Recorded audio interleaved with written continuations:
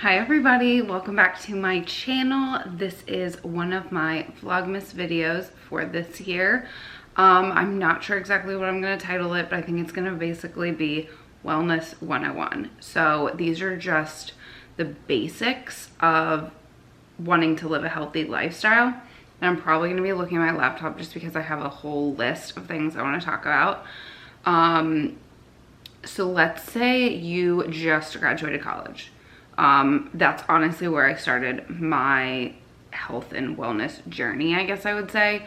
Or let's just say you're in your mid-20s and you want to get healthier, especially with the start of the new year coming up. And you're used to just eating whatever you want. You don't really work out and you just want to start somewhere. So these are just the things that I would recommend from my own experience. First things first, nutrition is the #1 important thing, more so than working out. A lot of people say it's 70% about what you eat and 30% about working out, or 80-20, whatever it is. It's true. You can't outwork a bad diet. So no matter how much you work out, if you're eating crap, you're gonna feel like crap, you're gonna look like crap. So first thing, stop eating fast food. I know in college, I don't want to say I ate a ton of it, but it's easy. You can just get it on campus. It's easy in real life too. You just stop wherever, like at lunchtime, you just run out and grab food. Not only just not eating fast food, but cooking for yourself a lot more will make you so much more aware of what is going into what you're eating. So next thing is cutting down on packaged foods, just because there's just so many additives in food these days. Like, just the things they use as preservatives, the amount of sugar, sodium, just everything. So that gets into reading your labels. It's kind of good to do your own research. I don't have a whole list, but it's good to know what to look for as far as sugar. There's so many gums, especially even in almond milk, that kind of stuff. And I'm not saying all of these things are horrible for you, but everything in moderation. And if you can try to avoid those things more often, that will definitely help you. Next thing, stop drinking soda if you're still drinking soda. Honestly, I hate to like say this, but it's crazy to me that people still even drink soda. I get it if you're mixing it with alcohol and you don't do that very often. But if you're drinking soda just to drink soda, it's just, I can't even stress how bad it is for you. The amount of sugar in there is just insane. The effects down the road just from drinking that much sugar, especially on a daily basis. Some people still drink soda every single day, if not multiple sodas a day. I cannot stress to you how much of a difference that will make in your life down the road and right now. Just the way you feel, and also the bloating that comes from drinking sodas. You probably don't even realize. In reality, what you eat and what you put into your body will manifest itself somewhere. So drinking soda every day, eating fast food every day, for so long you can get away with that. When you're in high school, and still even when you're in college, you can get away with it. You don't gain weight, you don't feel like crap, it's just fine. Especially if you're like an athlete and you work out all the time, that stuff probably doesn't even affect you.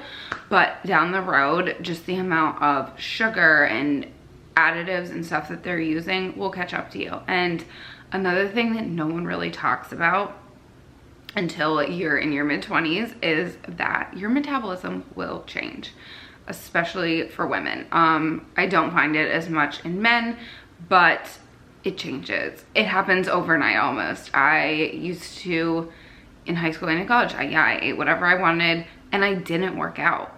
Well, I did work out in high school. I didn't work out in college, but it didn't catch up to me. I didn't really gain weight. Yeah, that is something that will change, and you may not change any of your eating habits and all of a sudden you're gaining weight and you can't figure out why, but it's a thing. Your metabolism will change in your mid-20s. It sucks, it's annoying, but it happens. Another thing that I know it's so hard, I still at 26 have a hard time, I struggle with it, is limiting your alcohol. The amount of calories in alcohol is insane. I mean, you can look it up, but when you're out at social events and you're drinking with friends, you're not thinking about that. Tequila is one of the cleanest forms of alcohol, depending on what kind you get. A good white Blanco tequila is best. It's actually the cleanest liquor that you can drink, even though I know everyone says it gives you like the worst hangovers or whatever, but it's all personal preference.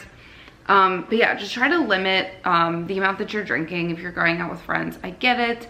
Try to drink something cleaner. And also another side tip on that though is if you stick with one kind of alcohol, you will feel so much better the next morning. So if you stick with red wine all night and you don't switch to beer or liquor or whatever, you'll feel a lot better. If you're used to doing that and you just graduated college, try to limit it to 4 or 5, which is still a lot for me. Like I get a hangover if I have 3 or 4 drinks now. So just be conscious of it, just for the amount of calories and just the way you feel the next day. I promise if you limit it, you'll feel so much better just overall. And yeah, overall, just be conscious of food, alcohol, no matter what it is. Just be conscious of what you're putting in your body. I think for so long, we're not really taught to read labels, and that wasn't even a thing within the last few years. I mean, I know it's always been a thing. My mom growing up, we didn't eat chocolate and cereal, and we didn't eat sugary cereal. She would tell us, like, I think it couldn't be more than 10 or 11 grams of sugar a serving, or we couldn't buy it. But yeah, just be conscious of what you're putting in your body. Start reading labels. And I know I'm talking a lot about what you can't have, but you don't want to think about it that way. It's not what you can't have. You want to think about adding in more nutritious things and subtracting things that aren't as good for you. So just aim to start adding in clean, whole foods. Going to the grocery store and buying more vegetables versus processed foods.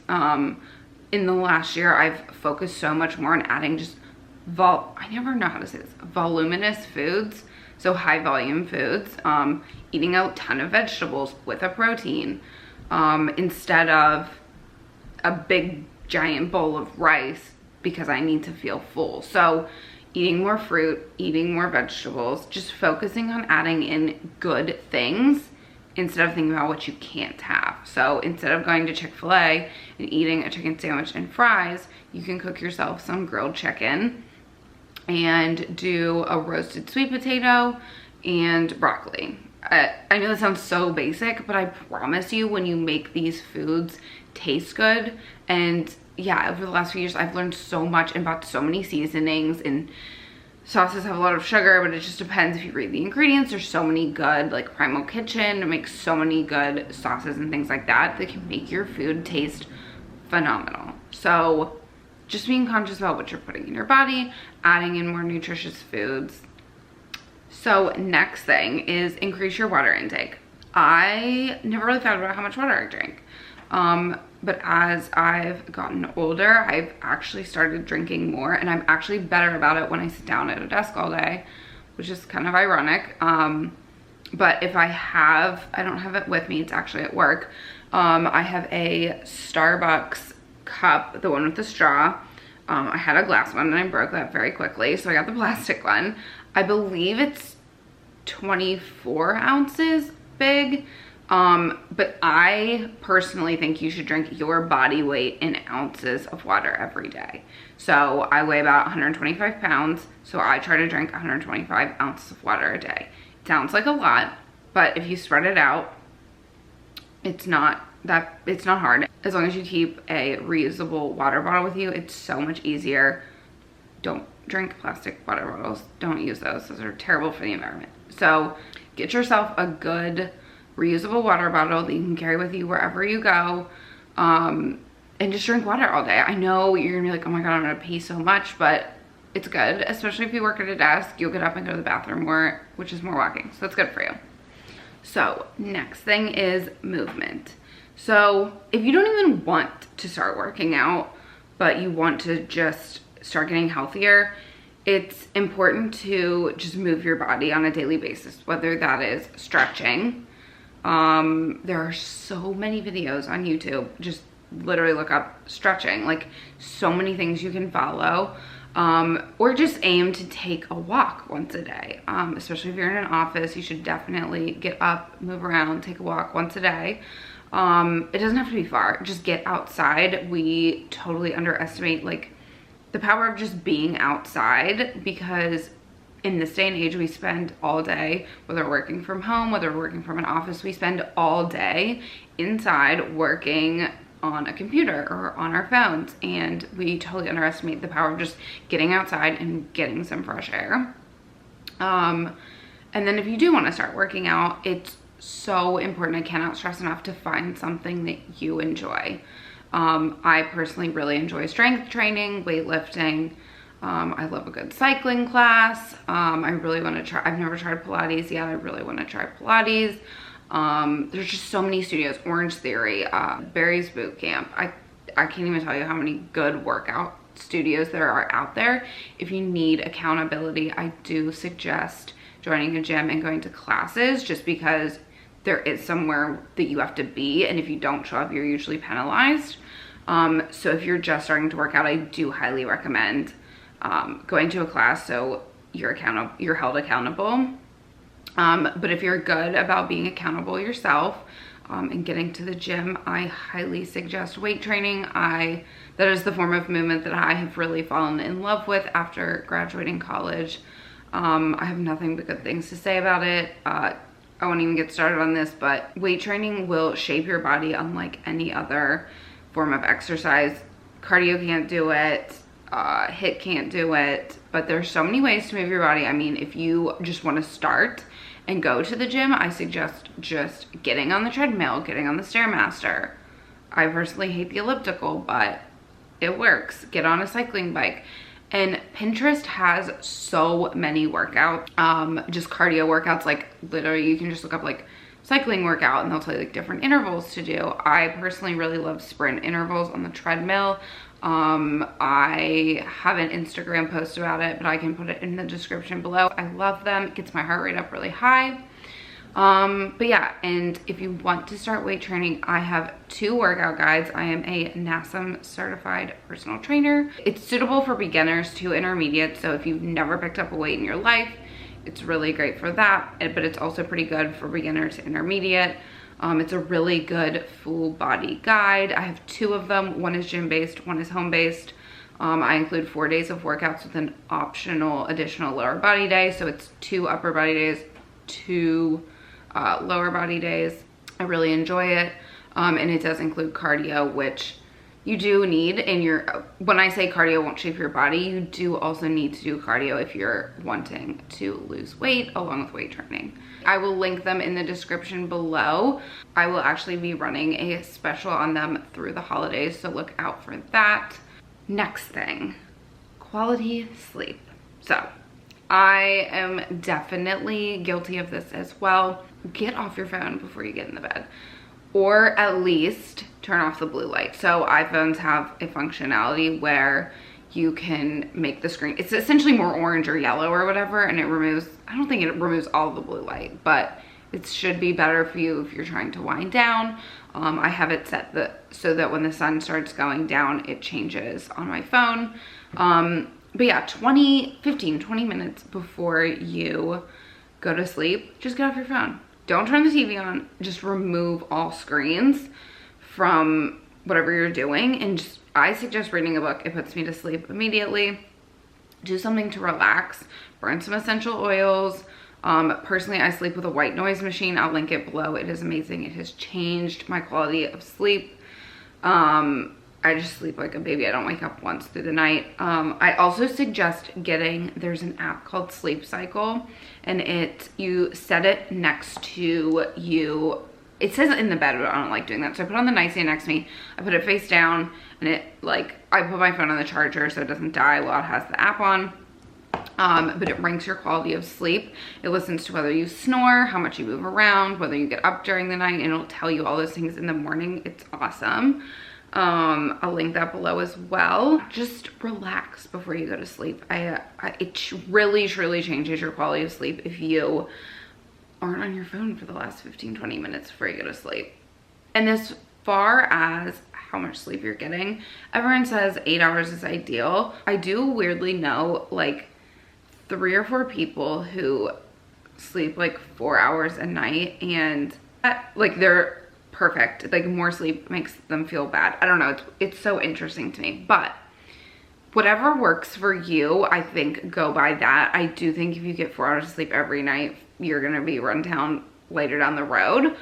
But I say, personally, I think 6 to 8, because if I sleep 6 hours and I get a workout in, I like oddly have more energy than if I slept 8 hours and didn't work out. It's kind of weird, but I suggest between 6 to 8. That's what works for me. I think it's different for everyone, trial and error kind of thing. But yeah, just quality of sleep will change the way you function on a day-to-day basis.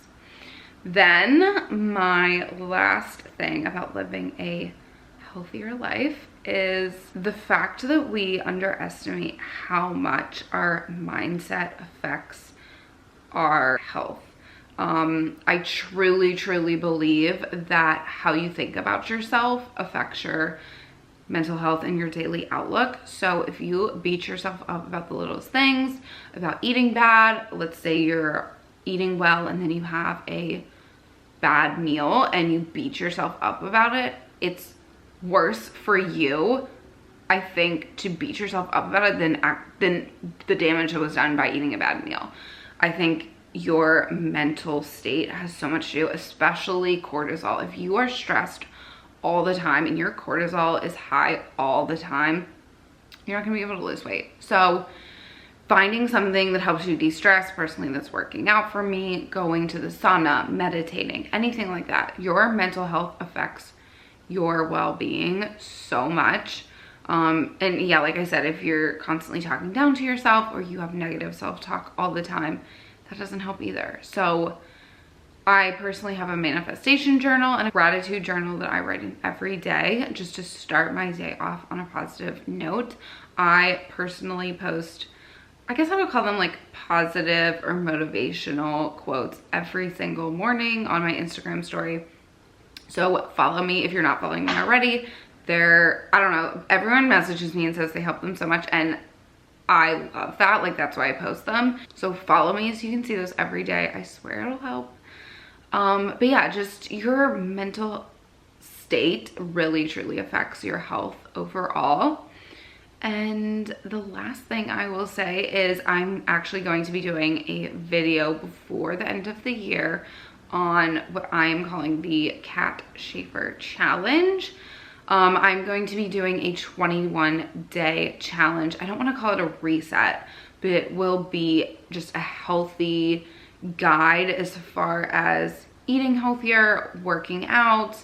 I'm gonna have like meal ideas and just getting into a healthier state for the beginning of the year. I'll kick it off on January 1st and it will run through the 21st. So you'll get 21 days in of eating healthier, moving your body, all that good stuff. It takes 21 days to form a habit, so that's why I'm doing 21 days. But yeah, I'm super excited about that, so stay tuned. That will probably be my last video of Vlogmas. But yeah, thank you guys for watching. I hope this helps. If you have any questions, of course, leave them in the comments below. If you haven't already, subscribe to my channel, and I will see y'all in the next one.